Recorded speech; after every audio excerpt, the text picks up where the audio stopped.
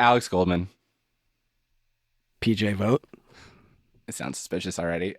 So before we start the show, we have a big announcement that we are very excited about. Yeah. We're adding a third host. Somebody you already know, Emmanuel Dzotsi. Emmanuel, hello. Hey, guys. And to be clear, adding a new host does not mean getting rid of one of the old ones. I didn't tell you about this part of the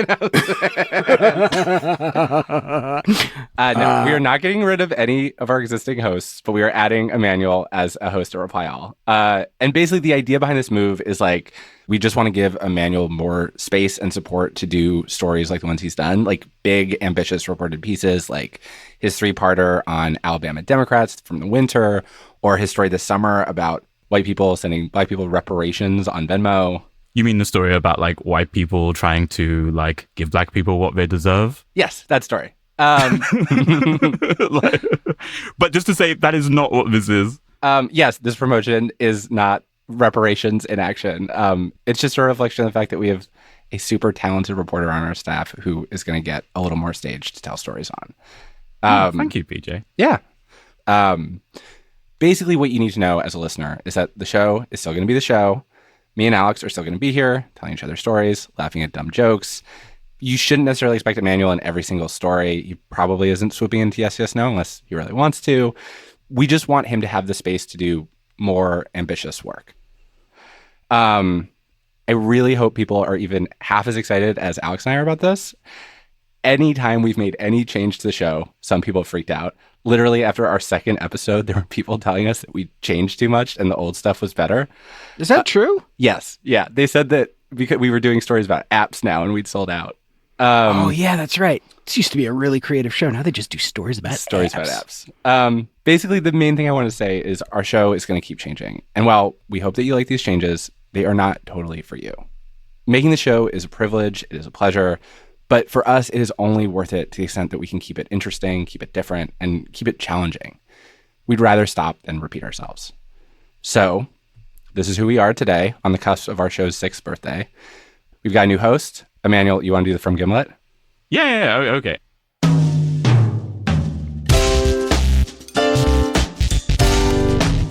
From Gimlet, this is Reply All. I'm Emmanuel Dzotsi.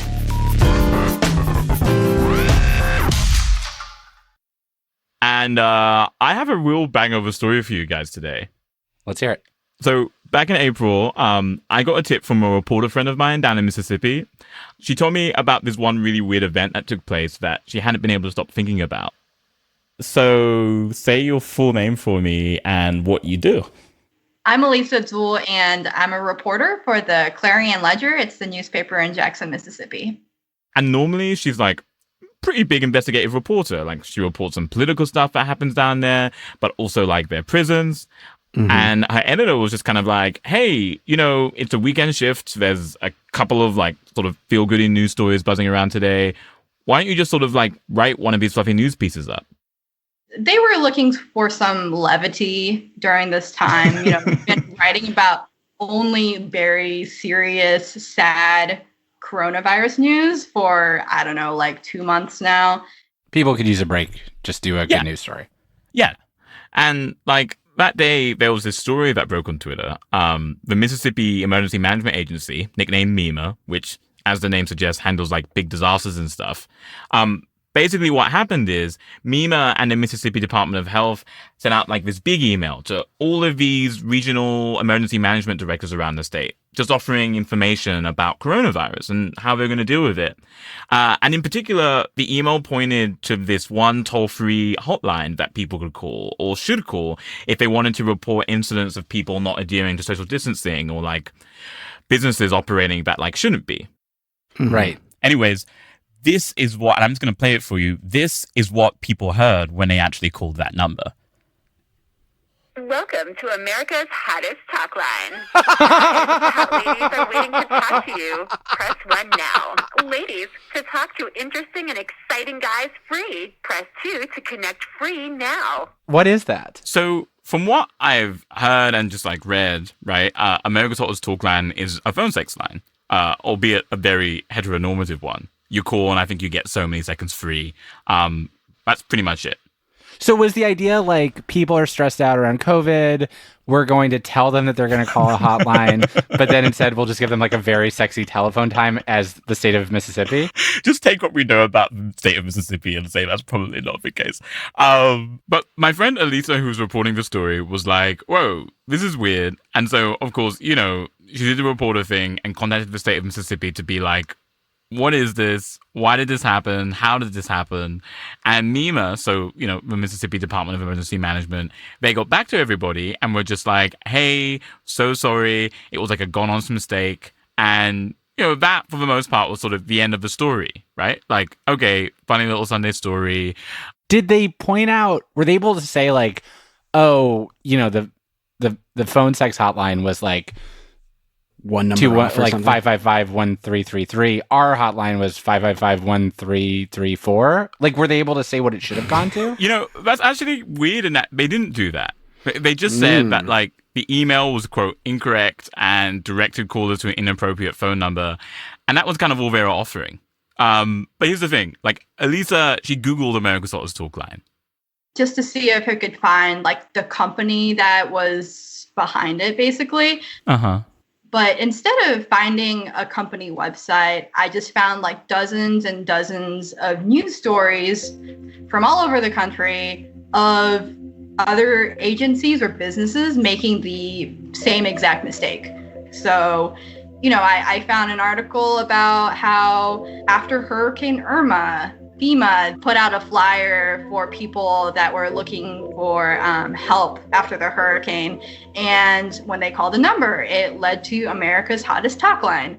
When this happens, is it always the same phone number or is it different phone numbers?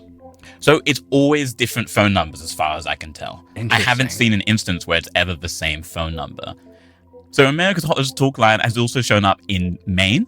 So like a couple of years ago, the state of Maine's like Department of Health and Human Services like released like a new EBT card for like food stamps and stuff. And you know how like on the back of a credit card or something like that, there'll be a toll-free number you can call for like customer service or any questions. The state of Maine's EBT system sent out like a bunch of cards. Oh my God. And on the back of the card, if you actually called that number, America's Hottest Talkline? You got sent to America's Hottest Talkline. Basically, this hotline has popped up everywhere. It's sort of like this parasite, right? That has latched onto all of these different parts of the world that have no relation to each other at all. Like, I saw headlines that said numbers for the Yankees, the Baltimore Police, Marvel, like, all had at one point led to America's Hottest Talkline. What the fuck is happening? One of the ones that I also saw that like really just jumped out of me is just like, whoa, that's really not good, is that there was a sheriff's office somewhere down in Florida that released like a hotline saying, hey, victims of like domestic abuse or like sexual assault, here's the number for like a service you can call run by this one organization. And it incidentally led to like America's Hottest Talkline, which is awful. But the strangeness of this just kept growing for Elisa. Like, there was this one video that Elisa had found from when another reporter had called the Mississippi number. And in that video, there was like this one little detail that had jumped out to her. If you watch the video, it plays this message. Welcome to America's Hottest Talkline. And then it'll automatically hang up as soon as the message is over. Press 2 now. Which felt like a clue to her. Like, you would think they would wait or like repeat the menu a few times because they want customers instead of just hanging up on you. Yeah. So I'm not even convinced that this is a real phone sex line. Elisa wondered if like this was just a recording and nothing more. So she decided that she was gonna call up the number Mississippi had sent out and find out for herself. I tried to call that number and it led to some sort of message that said, like, this is a non-working number in your area. Wow, that's so bizarre. Yeah, I've tried a couple of more times just to see, like, what is this bizarre glitch in the Matrix doing now? But America's Hottest Talkline was gone. Like, when Elisa told me this, it just filled me with so many questions. Like, whoever's doing this, whoever's behind this, right? what I wanted to know was, how are they making America's Hottest Talkline show up on all of these different phone lines? Like, if this is just a recording and not a working phone sex line, it's hard for me to see like what the point is. You would also think that if it is like it seems like it's some sort of scam, and if it is a scam, you'd think that targeting states over and over again, that eventually you would end up in court. Yeah, I don't know, but I told Elisa that I tried to figure it out. And what I found, just like over the course of reporting this, I should say, there were so many times, right, where I felt like I was the wrong reporter for this story. Like, I don't think that shook my Catholic vanilla ice cream loving self to the core in a pretty major way. Wow, okay. Do you want to take the story from here? Yeah, that's what I'm going to do after the break.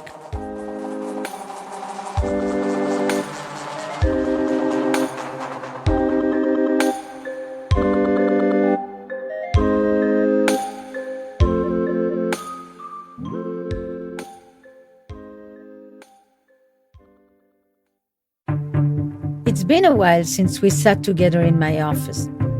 And so I've floated the idea of non-monogamy, and he's really, really not down for that. I come to a stopping point in conversations about polyamory because it feels uncomfortable to me. The new season of Where Should We Begin is out now. Follow and listen for free only on Spotify.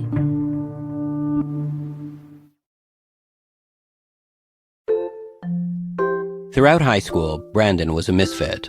Then, one day out of the blue, one of the popular girls asked him to prom. Did you, just feel like saying, why the heck am I here? Was this a mistake? Yeah, I would have loved an answer to that question, but couldn't fathom saying it. 15 years later, Brandon finds out. Why him? Join us for the season premiere of Heavyweight, out now. Listen for free on Spotify. People in the US are quitting their jobs in record numbers. And one reason why is burnout. I'm not getting enough pay. I'm working too much. I just can't do it anymore. I quit. Burnout can take this huge toll on us. It does terrible things to the brain. It does terrible things to the body. To find out what burnout might be doing to your brain and body, listen to Science Versus. And don't worry, we'll also tell you how you might fix it. There is hope. Free on Spotify. That's Science VS. Welcome back to the show. So, the first thing I did after Elisa told me about America's Hottest Talkline was call the number the state of Mississippi sent out. And it wasn't dead anymore. Thank you for calling. Are you or someone in your household 50 years or older? Press 1 for yes, 2 for no. This wasn't America's Hottest Talkline. The number the Mississippi government had given out was now something completely different. Maybe I should just press. All right, I'll press. Thank you for calling the Medical Alert Center. This is Jessica on a recorded line. Can you hear me okay? Yeah, hi, Jessica. I just wanted to say, so my name's Emmanuel. Great.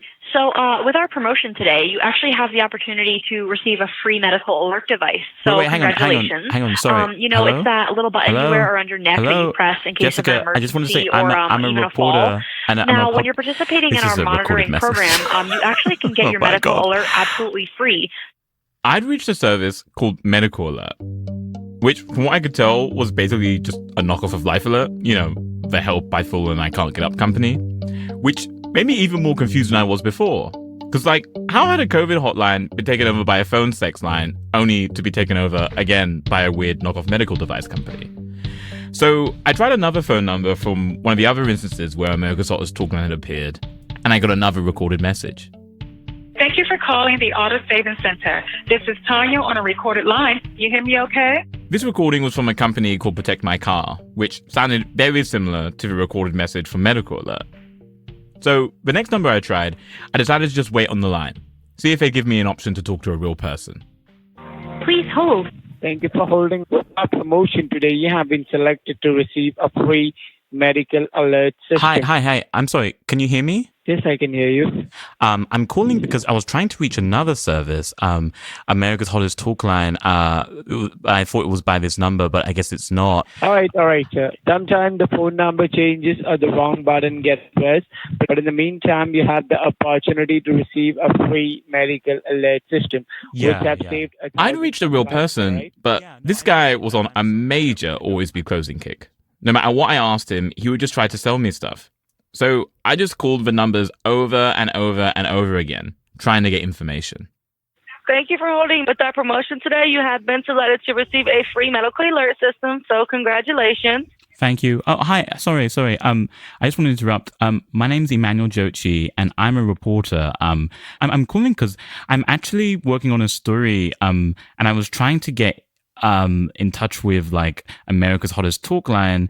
Are you guys owned by the same company? I'm sure if you hang up and call back, because sometimes phone numbers do change, the wrong button gets pressed.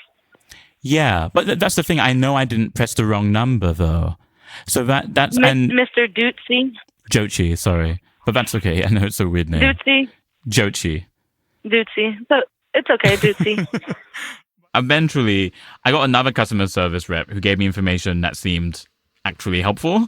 They told me that there was a directory I could call where I should be able to find America's Hottest Talkline. What toll-free listing would you like?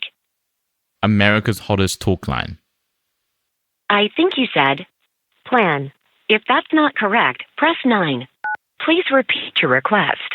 America's Hottest Talkline. I think you said American Concrete. If that's not correct, press 9. Otherwise, I'll check. I tried calling these lines for several days and didn't get anywhere. I couldn't track down America's Hottest Talkline. But then I got my first real breakthrough when my colleague Daviano suggested I talk to a guy he'd interviewed once named Bruno Tabby, whose job is helping companies get 1-800 numbers. Hello? Hi, Bruno. Can you hear me? Yeah, I can. So I called him and told him about America's Hottest Talkline. Have you ever heard of this phenomenon, America's Hottest Talkline? Oh, you have? Bruno hadn't specifically heard of America's Hottest Talkline, but he thought it sounded a lot like the work of a company he knew. It probably goes by a lot of different names, but this is a company that owns a lot of very well-known phone numbers. Bruno said the company mostly worked in toll-free numbers, that this company also seemed to be somehow connected to phone sex, that this company now seemed to be dabbling in other businesses as well, all without actually mentioning the name of this company. Finally, I just asked him, what's the name of the company? I guess it doesn't matter because it's public info, but they go by Primetel. Primetel. My initial assumption was that whoever was behind America's Hottest Talkline was some fly-by-night operator. Like some nerd somewhere having way too much fun with phone tech. But Bruno was like, no, you're thinking about this all wrong. If the culprit is Primetel, this is no joke. Like, Primetel does not mess around. I would soon come to think of Primetel as a fortress. A fortress that I needed to get inside of to understand how America's Hottest Talkline had taken over so many phone numbers. And I would spend the next 4 months talking to the people who cowered in its shadow, the people who studied it, the people who guarded it, and the people who'd built it. But to start off, here's what Bruno told me about Primetel.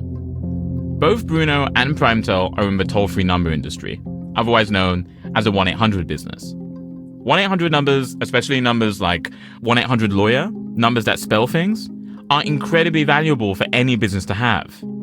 And so they pay companies like Bruno's business to go to incredible lengths to get certain numbers for them. Any numbers that are really valuable, they're not just like low-hanging fruit where you just maybe get them. Like, we've bought businesses because we wanted the phone number. Wow. And yet somehow, in this industry where 1-800 numbers are so hard to get, Bruno told me that Primetel had a crazy number of them. They're a behemoth. It owns, I believe the number is about 25% of the 800 numbers. Oh my God. How much is that? Like, what are we talking? Millions. Millions of phone numbers. Yeah. That fact, that Primetel controls millions of toll-free numbers, that's all I could learn from Bruno. So I started to call other people in the toll-free industry, and they told me Primetel is a really secretive company. The nickname they have is the black hole, because it's like where things went to disappear. Like, you don't know what's in the black hole. It's like this mystery. And I think That's just the way they operate. Encounters with this so-called black hole were rare and brief. I met two of the programmers one time at a conference, and they're as tight-lipped as the whole company is. Wow. You don't get their names, you don't get any information. You're not going to find somebody inside that wants to tell you about it all. This same guy would go on to compare Primetel, without irony, to Kaiser Sose. And the little information that people did know, they were super hesitant to tell me. Like, I called this one guy, Greg Fernandez, who went on and on about how much he respected the person who ran Primetel. I would just love, like, just to take her out for a cup of coffee, just to see how she ticks, you know. To take who out? The person behind the conglomerate. Oh, who is that? Who is she, it sounds like? Yeah, it is a she. And I don't want to, if you don't know, I don't know, Emmanuel, I don't know if I want to out her. I mean, I've been saying very kind things about them, and it's, everything I've said about them is true. They're very powerful people. Wow. They're very, very, very, very powerful. Like, just, I don't know. I guess I don't want to make you, I don't want to, like, am I putting your business at risk by asking you to go on the record about this? Is like that kind of power thing? I don't want to, I don't want to rock the boat. How's that? Who was this mystery genius woman? And if she was behind America's Hottest Talkline, taking over all of these toll-free numbers, how exactly was she and her company doing it? I kept having visions of some nondescript office building somewhere, like far from prying eyes, filled with the sort of employees you meet at DC happy hours, whose answer to what do you do is to vaguely say that they work in consulting, even though you know and they know that there was a lot more to their job and they have a lot of power over your life. I searched online for any scrap of information about Primetel. They have no website, no Facebook page. There was one red herring, a company based in Cyprus called Primetel. It was not them. But then, after digging through some legal documents, I realized that my Primetel seemed to have a whole network of different aliases and partner companies, all with very generic names like National A1, Mayfair, or Zipline. And I began searching for people who worked for those companies. That's how I found a woman I'm going to call Evelyn. Hello. Hello. Hi. Where am I talking to you? I'm in beautiful Philadelphia, East Falls neighborhood. And this is my office. Nice. Where the magic does not happen ever. Like Bruno, Evelyn told me she'd never heard of America's Hottest Talkline specifically. But it sounded like the kind of service Primetel might run. And Evelyn knows this because she's worked for National A1 and Primetel in a range of capacities for more than 25 years. In fact, she says she helped create it. Although, when she joined, she had no idea what she was getting into. The year was 1992. Evelyn was living in Philadelphia, and she just graduated college. I'm working as a librarian making bank, obviously. So I'm looking for shit to do. And I see this ad in the paper, in the city paper. And it says, I remember back page. It was really kind of, anyway, you remember. So it said, we're needing romantic fantasies. Romantic fantasies? Romantic fantasies. This is just this ad asking for romantic fantasies. The people who'd posted the ad needed at least 10 fantasies and were offering to pay $10 for each one, which to Evelyn felt like easy money, especially since her grand plan was to plagiarize from a book of 1970s romance fantasies. But by the time Evelyn got around to calling the number in the ad with her stolen fantasies, they were no longer looking for people to write them. They were looking for people to read them, which to Evelyn felt like even easier money. So, Evelyn scheduled a time to go in and read at this company's offices. Only, when she went in for her audition, she realized it wasn't your typical workplace. So describe to me, like, the day you walked in, like, what it looked like and stuff. Oh my gosh. So you pretty much walk in and they have to buzz you in because it's like killer thick glass. This place was like a little door. The window that you see from the street is just cluttered with watches and jewelry and just junk. Oh, so you went into like a pawn shop? Yes. Were you surprised when you walked up and you're like, oh, this is just like a watch shop? I was fascinated, and it was just, and then here's the funniest part is that there's this old man, like super old man, on a elevated stool, like slumped over, like drooling into his chest, essentially. Just this a sweet, adorable, like he looked like a sunken mushroom of a man, just sort of collapsed on himself. And I walked in, and I thought maybe he was the guy I was supposed to talk to because I'm an idiot and he's the first one. So I just sort of walked up, staring at him, and then someone's like, "Yo, yo," and they're talking to me behind me, and I'm where? Who am I talking to? So when I turn around, and the next thing I know, I'm walking down this dingy stair, and I'm in this weird office that's like very low ceilings, and there's these pinups and teddy bears everywhere. And She just like into a basement filled with pinups and teddy bears? Yeah. It was here in the Diamond District of Philadelphia, in the strangely decorated basement of a pawn shop called the National Watch Exchange. That is, pawn spelled P-A-W-N. That an empire would eventually be born. The owner of National Watch Exchange was a man named Richard Cohen. Years later, he would become the co-owner of Primetel. But back when she met him, Evan said Richard, he was just a guy looking for the next big way to make money. She said Richard looked like George Thorogood, which, according to my favorite editor and resident expert on white guys from the 70s, Tim Howard, means Richard Cohen looks like the dude who sang Bad to the Bone.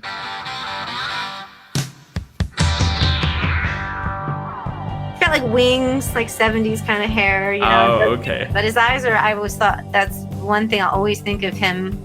They're his eyes. They're a lot of people will immediately be like, "Oh, that guy's creepy." What about his eyes seem creepy? Have you ever been into a jewelry store, like a pawn shop, and the guy comes from behind the counter and is like, "Hey, what do you got?" Yes.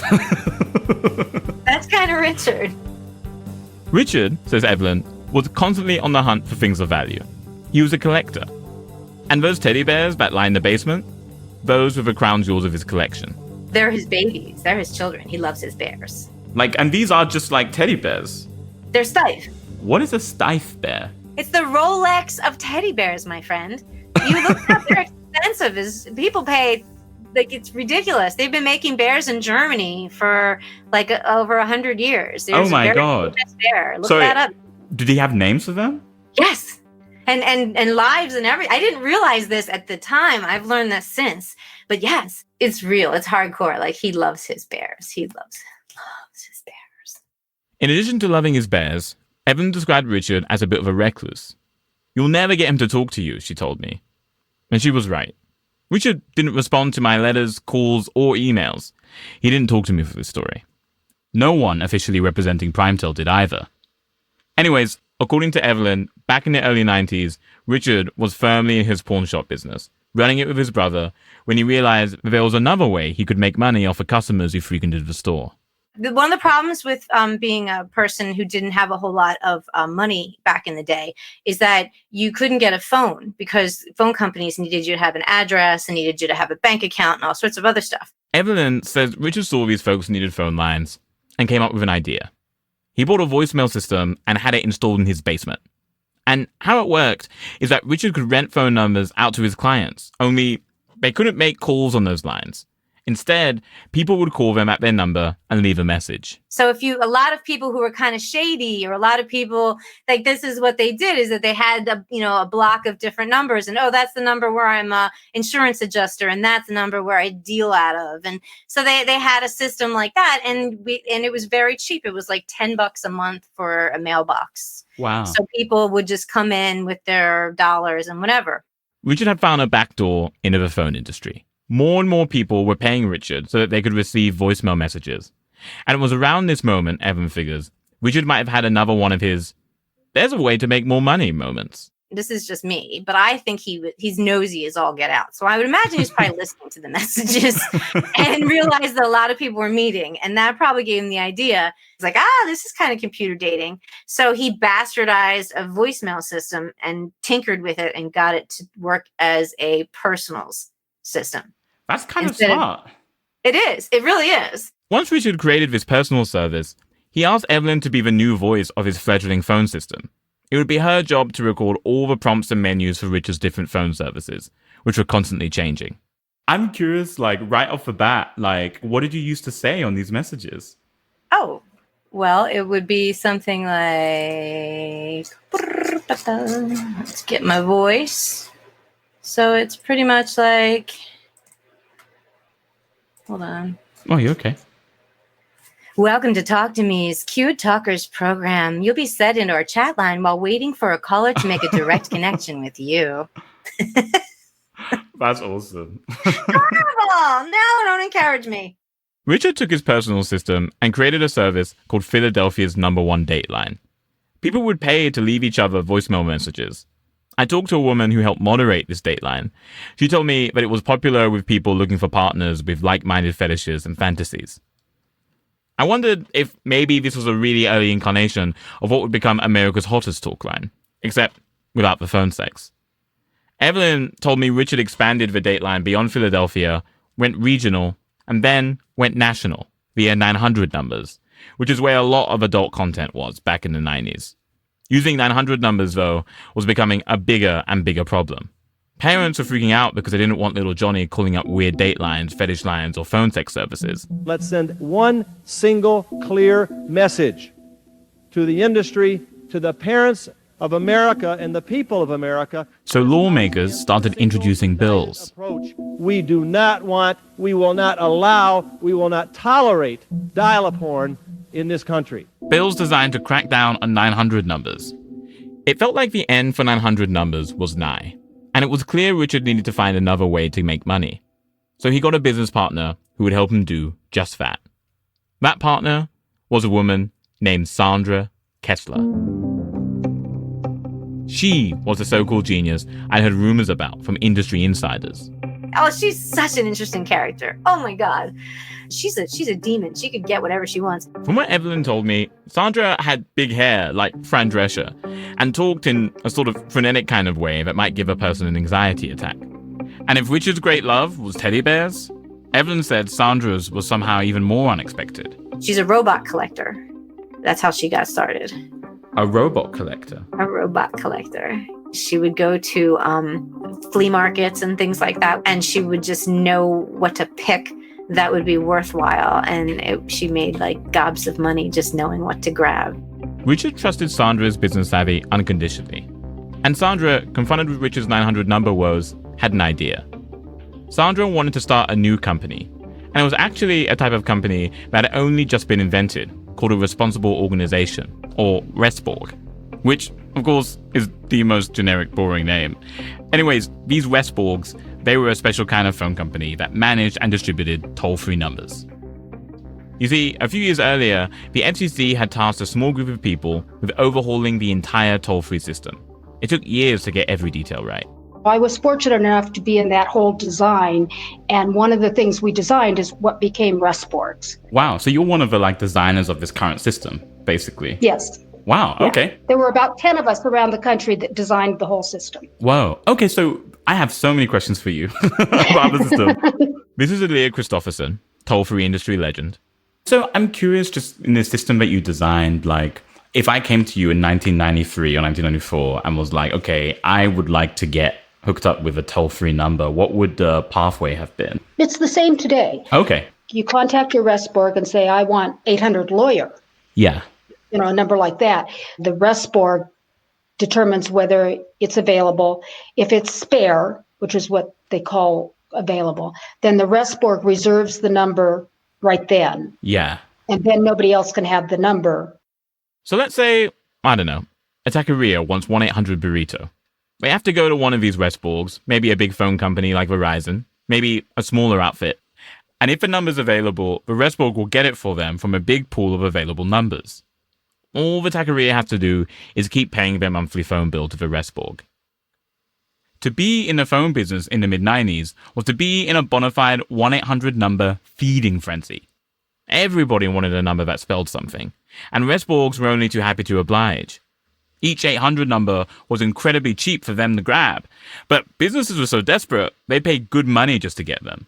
So RESPORGs were popping up left and right. And even though Aaliyah and her colleagues had tried to hammer out every last detail of how RESPORGs would work, there was one major flaw in their design. We thought the only people who were going to be RESPORGs would be the big long distance and local companies. So at most, we'd maybe have 30 RESPORGs. Well, there's over 300 RESPORGs. Wow. Over 300. Yeah. And that was never the way we visualized it. I don't know. On the one hand, it feels like you guys were so meticulous in designing the system, but the thing you didn't account for seems so shocking to me that like people would find a way to make money off of this. We didn't really design to that. We talked about it kind of on the fringes, and somebody says, I don't know what kind of money-grubbing little company would become an independent rest board. Turns out, a money-grubbing company headed by a robot collector and a teddy bear lover. Back in the Diamond District of Philadelphia, Sandra and Richard decided, okay, we want in on this. We're going to make our own Restborg, grab some of these 800 numbers, and use them all for our chat lines. And then we'll have people pay by credit card to use them. We'll make a killing. Richard realized that all those numbers are worth something. If it spells anything dirty, that if you look at the traffic at the time, there were men that just sat around spelling out dirty words on their phone, wondering if it was going to be somebody saying something dirty. Really? Yeah. That Restborg, the phone company they created, was Primetel. Primetel was run by Sandra. And as she got more and more numbers for Richard's datelines, Richard realized he could be making even more money. And a few years later, in 2000, he expanded his business into phone sex, opened a new call center, and moved his entire business to a whole new building. Which was a weird move at the time because the few surviving phone sex companies were actually downsizing, asking phone sex workers to work remotely. But Richard's gamble paid off. All over the country, people were typing in dirty words into their phone, landing on one of Richard's phone sex lines, and forking over their credit card information with a chance to talk to, quote, sexy young girls, which is funny because, of course, the new phone sex operators sitting on the other end of the line were in the most unsexy place imaginable.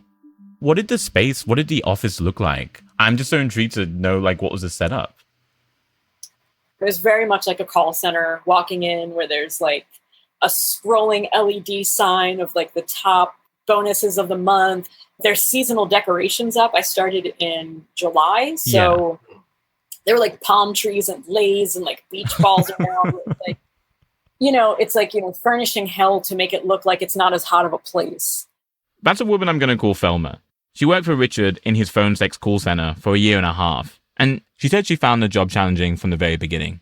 It is so difficult to keep a horny man who is masturbating on the phone for $3 a minute so that you can get your minute quota in. Oh, was that kind of the main aim of it? Was just like keep these guys on the phone? Keep them on the phone. The calls would max out at certain lengths depending on what they paid for and whether they were a preferred customer or not. But your calls could max out at 15 minutes, 35 minutes, or 45 minutes. 45 minutes? Yeah. Wow.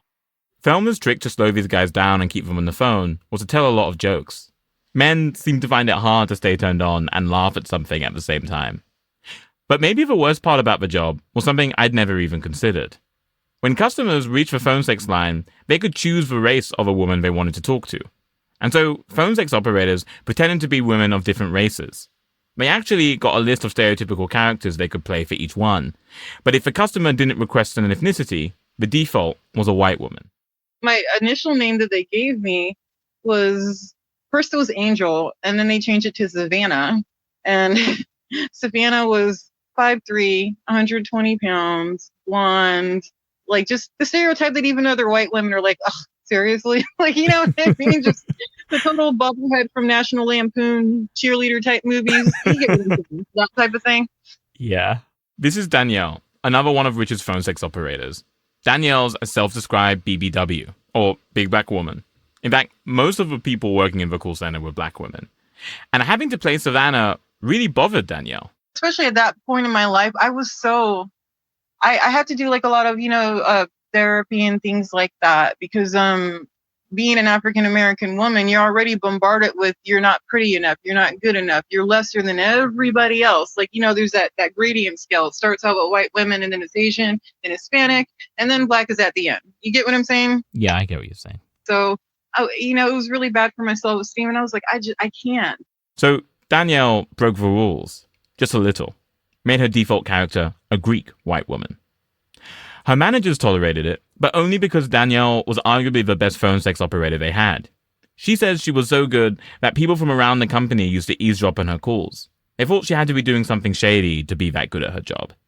In fact, it was pretty clear to Danielle and Thelma that Richard and the rest of management didn't really trust the phone operators. As a rule, they were purposely kept away from the rest of the company. Thelma says the manager who ran the call center was extremely intense about it.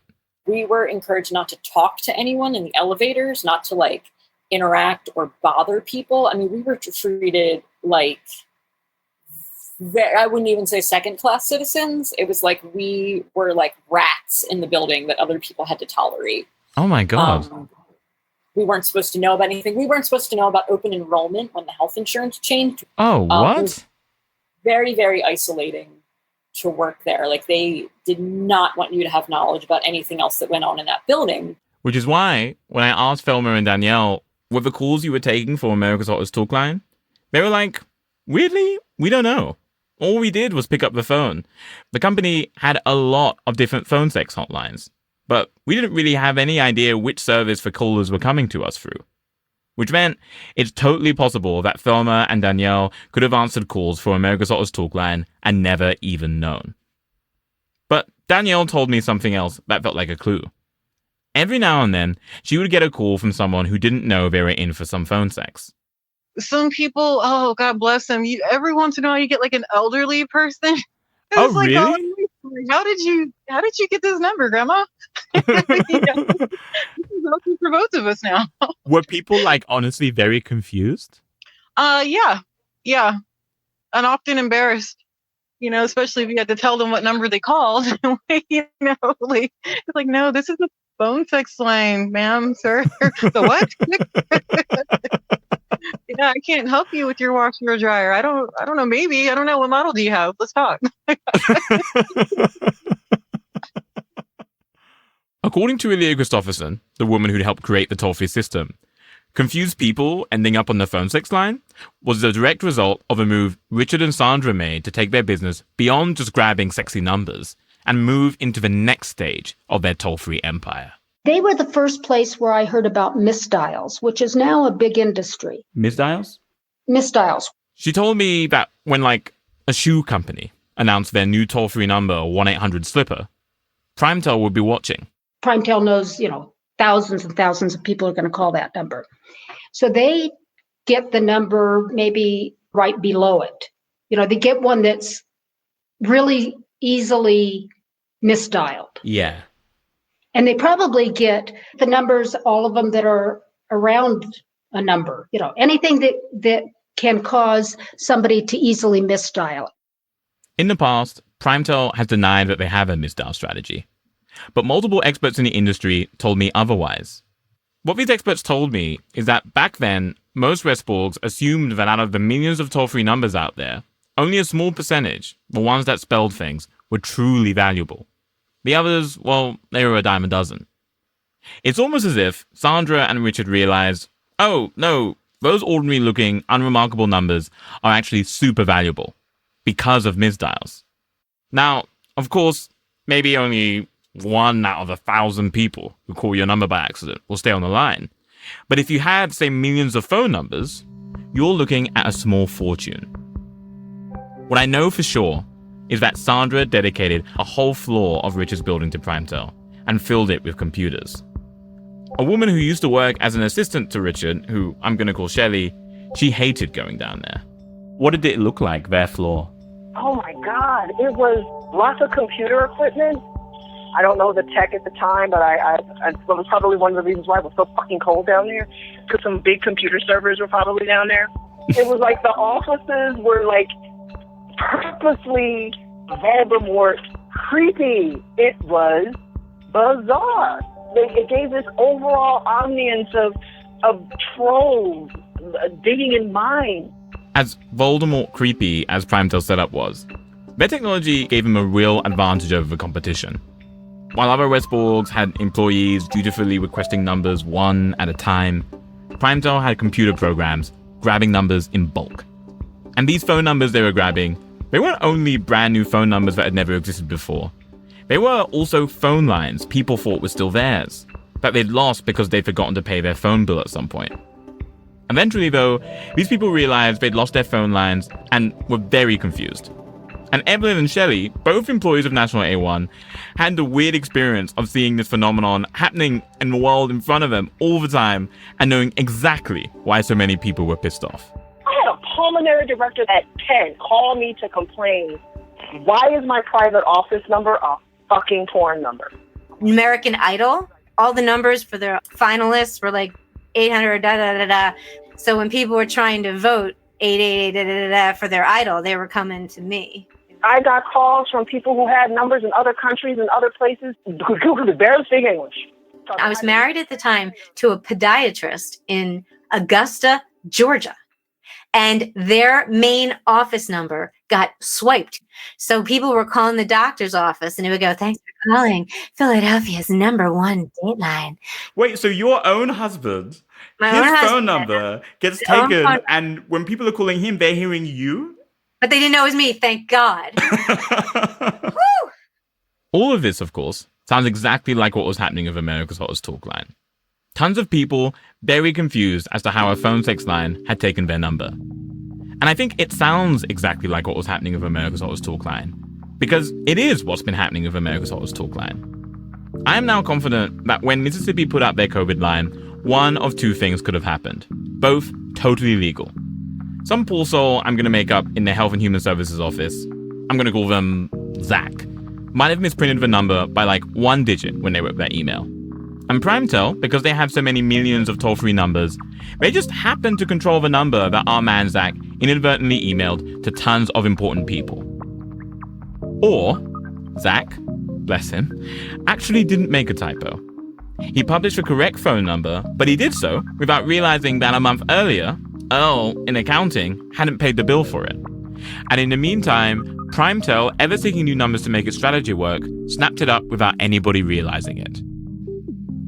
I know PrimeTel did at least one of those things, because with the help of my new Resborg friends, I was able to search the database of toll-free numbers, find out which Resborg controls the number Mississippi sent out, and lo and behold, that Resborg is one of PrimeTel's partner companies, and is registered under Richard Cohen and Sandra Kessler.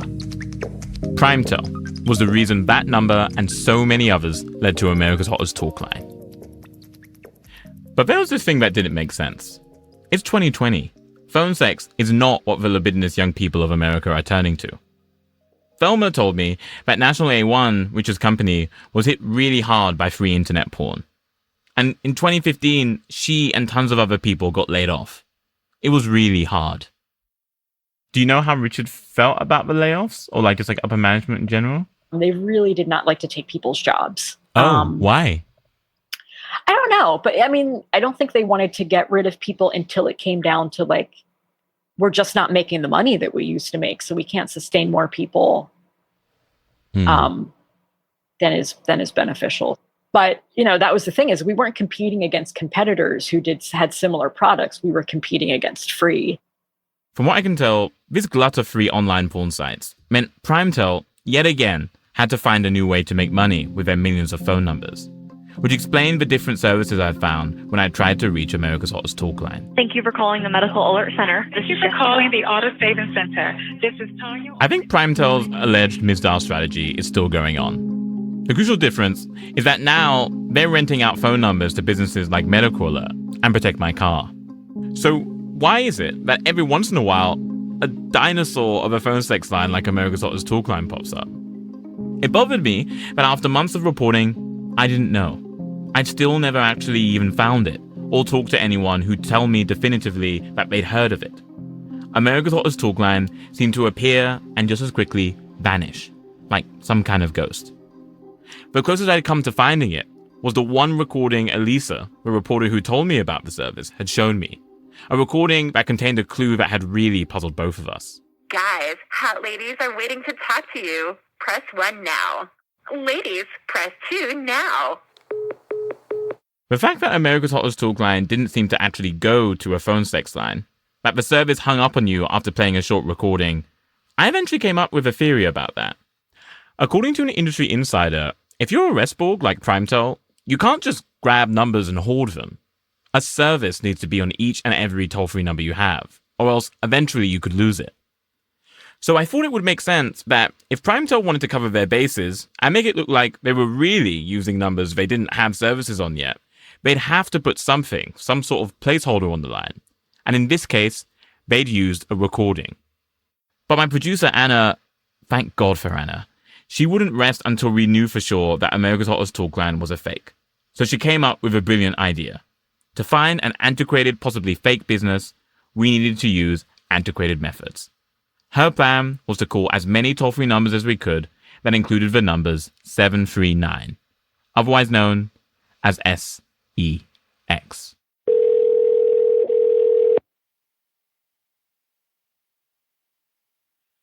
Welcome to America's Hottest Talkline. Oh my Guys, hot ladies are waiting to talk to you. Press 1 now. Ladies, to talk to interesting and exciting guys free. Press 2 to connect free now. After all this time, Guys, I finally found America's Hottest Talkline. And the first thing I noticed was that it wasn't just a recording. I pressed 1 to talk to hot ladies, and it immediately prompted me to record a message describing myself. Please record your message. Hit any key when you're done. Hi there, my name's Emmanuel Dzotsi. I said I was a reporter, that I was recording, and that I was hoping to interview someone for a story about America's Hottest Talkline. Folks and talk to them about their experience. Pretty quickly, I heard short descriptive recordings of women I could choose to talk to. A woman from Michigan who described herself as a Yupa girl, which apparently means she's a lifelong resident of the Upper Peninsula. Another woman who was looking for a sexy white dude who looked like Bret Michaels. And it dawned on me, maybe these women weren't phone sex operators. These were women looking for white guys with questionable music taste. And then someone messaged me. This message was sent with priority delivery. I love your accent. Where are you from? To connect live with this caller, press 1. Reply with a message or please record your invitation for this caller to join you in a private conversation. Record after the tone. Hit any key when you're done. Hi, yeah, so I'm actually from England. But a lot of people I feel like have trouble knowing where my accent's from because I've lived in a lot of places. I was born in England, moved to Belgium as a kid, spent time in Ohio. Yeah. Anyways, looking forward to chatting with you. Please hold while that caller listens to your connection request.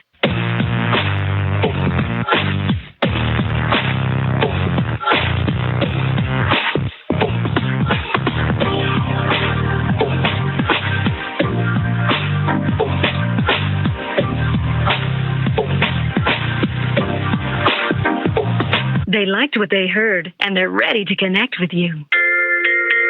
You're connected. Say hi. Hi there, how are you? Fine, how are you? I'm doing well.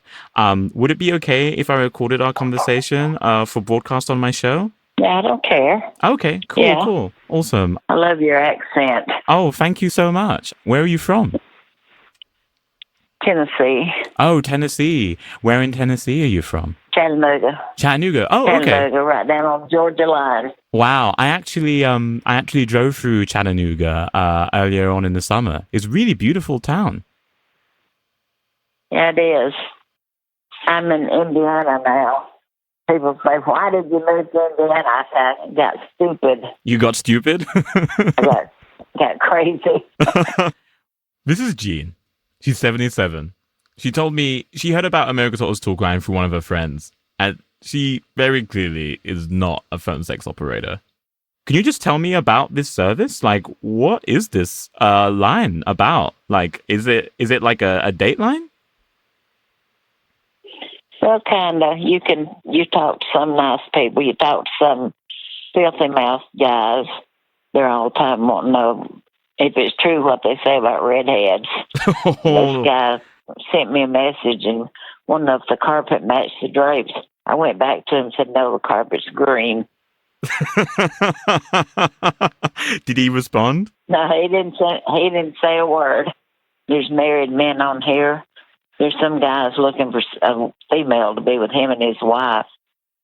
I thought you were crazy, bud. You're not here for that? No. And what are you here for? What are you looking for? Just see if I can find a friend to talk to. Mm-hmm. Somebody that doesn't have a filthy mouth. Jean is not who I expected to find on America's Hottest Talkline. She lives in a nursing home, suffered a stroke last year and lost her sight as a result. And around that time, she started calling up the hotline and became a regular. I don't know. Sometimes I'll get on it every day, just listen. Don't talk to anybody, just listen. Just see who's on there. Do you have like a lot of visitors who come see you? No, we're not allowed to have visitors right now. Oh, because of COVID. Yes, they stick you in a room and you can't go anywhere. Oh, so you guys can't even socialize amongst each other in the nursing home right now? Well, they have finally started letting us go down for either breakfast, lunch, or dinner. Yeah. But we have to sit so far apart from people that I can't see who they are. And you don't really get to meet them when you're at one end of the table and they're 6 feet away at the other end. And of course, with my eyesight, it's hard. I tell people they're just fuzzy blobs. I'm sorry. Don't be. I've got what I've got. Talking to Jean reminded me of my granny. She's in her 80s, lives alone in England. She actually has one of those medical alert devices. Refuses to wear it, though, which is a major problem, because she falls from time to time. I spoke to her the other day, and at first I didn't get through because she was on another call. She always seems to be on another call talking to some friend or family member. I think it's what's made these last few months of being unable to leave her house bearable. Talking to people. And chatting with Jean, I realized she didn't have a lot of that at the moment. I've been sort of half right about America's Hottest Talkline. It wasn't a phone sex line, or even a dead-end recording.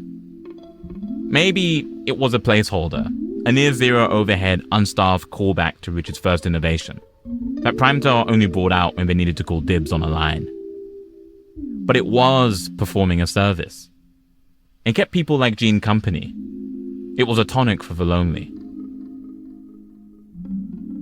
Well, I hope that I have provided some form of entertainment to break up some of the monotony today. You did. Like I say, I still love your voice. Oh, thank you. Well, it was such a pleasure talking to you, Jean. You too. Okay, you have a good day. Will do. Same with you. Bye-bye now. Bye. Okay, bye-bye.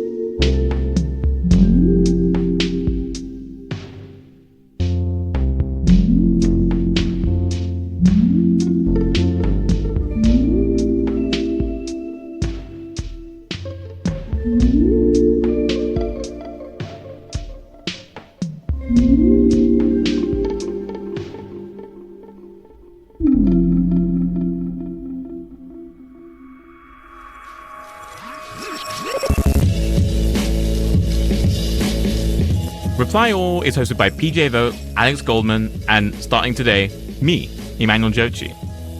Our show was produced this week by Shruti Pinamaneni, Thea Benin, Damiana Marchetti, Anna Foley, Jessica Young, and Lisa Wang. Our intern is Mohini Madgauka. Our executive producer is Tim Howard. We were mixed by Rick Kwan. Theme song and original music by Breakmaster Cylinder. Fact-checking by Michelle Harris. Additional music production by Mario Romano. And original music by Luke Williams. Special thanks today to Teresa Apel, Joel Bernstein, Paul Faust, James Brown, Mike Connors, Mo Tarsic, and Lena Masitsis. Matt Lieber is snuggling up to watch an episode of Girlfriends after a very long week. Also, we are currently looking for spring and summer 2021 interns. The application is open now, so go to our website, replyallshow.com, to apply. Don't wait. Applications are due in just a couple days on October 5th. You can listen to our show on Spotify or wherever you get your podcasts. Thanks for listening, folks. We'll see you in 2 weeks.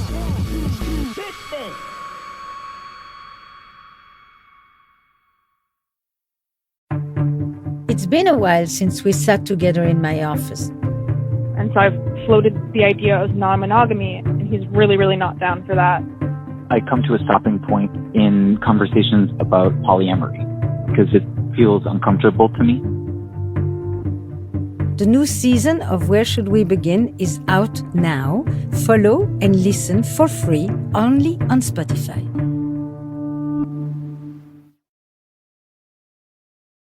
Enron. You may have heard of the energy behemoth that collapsed in spectacular fashion, but do you know the story of the whistleblower on the inside? If we've cooked the books, we need to come clean. We need to fess up if we hope to survive. How one woman tried to warn everyone about one of the biggest corporate bankruptcies in U.S. history. Join us for this episode of Not Past It, out now. Follow and listen for free only on Spotify.